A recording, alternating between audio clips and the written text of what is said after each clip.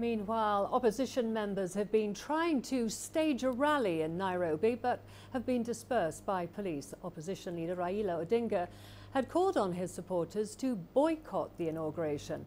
The rally is meant to be for the victims of election violence that's been ongoing sporadically for months now. Odinga wants to form a national resistance movement against the ruling Jubilee party. The opposition leader did not contest last month's rerun polls and insists the results are illegitimate. That's despite Kenya's Supreme Court upholding the outcome in a ruling earlier this month. Well, CGTN's Soni Matthew has been following that for us. She joins us on the phone now. Soni, what's happening there right now? Could you give us more details on why this rally has been called?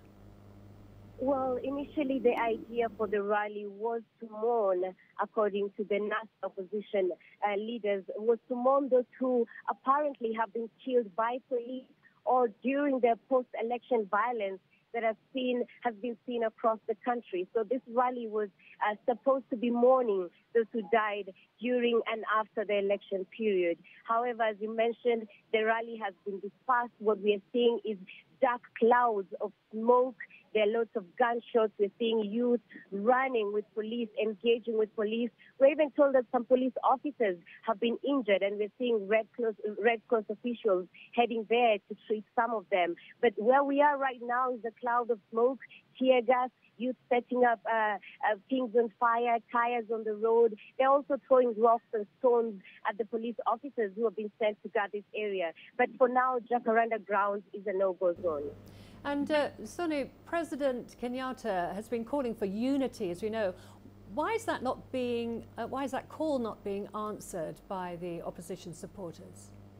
Well, Karen, they say that they feel cheated. They have been cheated in the election twice, according to the opposition leader, Raila Odinga, who says they will refuse to accept the legitimacy of the presidency. They say that the August election was a sham election, and the repeat election, which they refuse to participate, they do not recognize. So they're saying that the best that they can do is that they have a fresh call for an election and that this should be done in 90 days. For now, they're saying they will not recognize Uhuru Kenyatta as the president, despite the fact that he has been sworn in. There were some rumors that Raila Odinga would have been sworn in today as well on these grounds near where we are today, but this obviously is not going to happen at the moment. It's really strict. There are lots of police officers, and it doesn't look peaceful enough for anything to be carried out today. Okay, CGTN's Soni Matthew there. Thank you very much for that update. Well, let's get you some more perspective on that. We have in our studio Dunstan Omari. Thank you very much for joining us. He is a political analyst and advocate of the High Court of Kenya. Dunstan, as we know, major divisions highlighted in Kenya during this election season.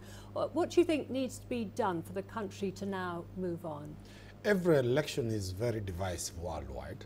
What needs to be done now for the Kenyan situation is for President Uhuru Kenyatta to reach out to his nemesis, Prime Minister Raila Odinga, which he has done.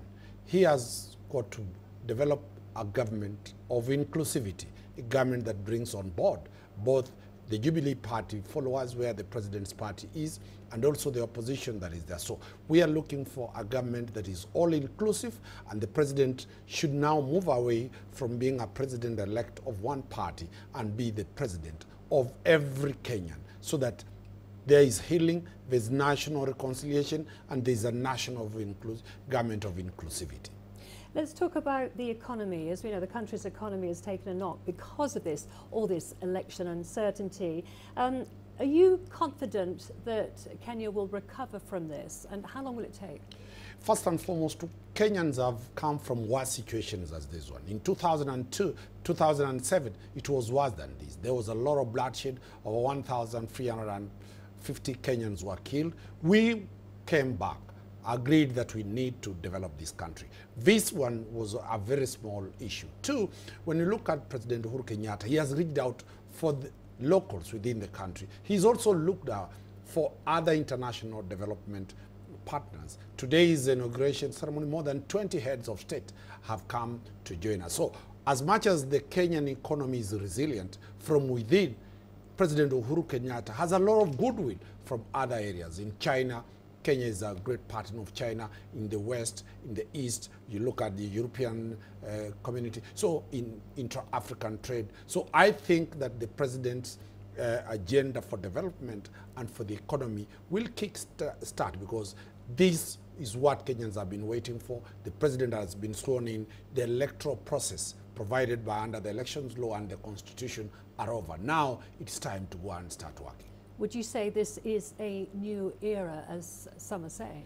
People are saying that this is a new era. I do agree, because when you look at the president's, the Bible he used to be sworn in is the same Bible his father was sworn in 1964 when Kenya got independence from the British. The constitution that we used to be sworn in is the same constitution that was promulgated on the 27th of August 2010. So it's a new dawn, it's a new realization. And the president has said he will reconstitute government moving forward, not looking backward the way it used to be. So it is not business as usual for this republic. So you see it as a new dawn. Let's talk about several institutions that have come under scrutiny during this election season. We've got the Electoral Commission, the judiciary, security forces and so forth. What do you think needs to be done now to rebuild confidence? As a lawyer, the first thing is the legal framework reforms. Parliament must enact laws. There were gaps that were seen within the IEBC. The Parliament must amend the law in a bipartisan manner, both from NASA and both from the ruling class. Two, for example, the police, we have come to find that there are gaps in terms of the training of the police. We need to get a curriculum that makes the police not being a police force, but becoming a police service, so that it is responsive to the needs of the people. Thirdly, the judiciary. We have found that the judiciary has become very strong. Even when it is being challenged, it has stood on the side of the law. So, and other very many commissions as provided for under the Kenyan constitution, we have 13 independent commissions. All these independent commissions are supposed to have, power must have dispersed from the president to them. So what we need and what we need forward is to strengthen the rule of law, not the rule of individuals. Reinforce and reinvest our resources on institutions, because it is only when institutions are strong then the country's democracy can succeed.